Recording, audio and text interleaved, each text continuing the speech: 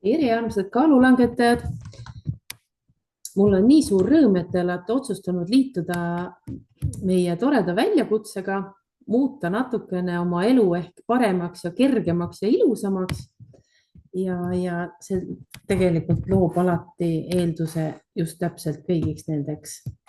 Parem enesetunne, rohkem energiat, et kui kaalu läheb natuke vähemaks, siis lihtsalt juba ongi kergem olla ja kuidagi nagu meeldivam on ka.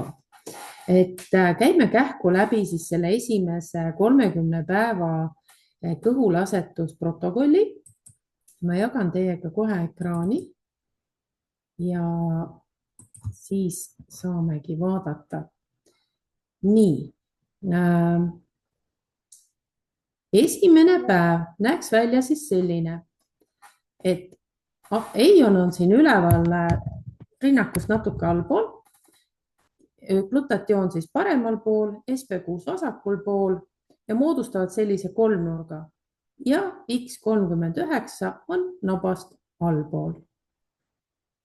Teisel päeval on nad siis kolinud ümber naba ehk Eion on endiselt üleval, glutatioon paremal pool naba, SB6 vasakul pool naba ja X39 naba all.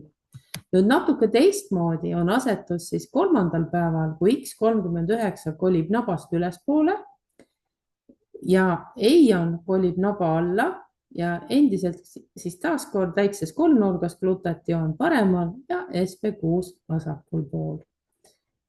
Nii et ei pea näpuga jarga ajama, aga enam-vähem katsuge siis sellist asetust hoida ja jätkake siis korrake seda kõik need 30 päeva.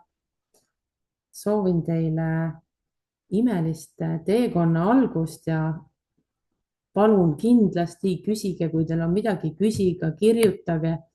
Me oleme kõik teie jaoks olemas. Uute kohtumisteni.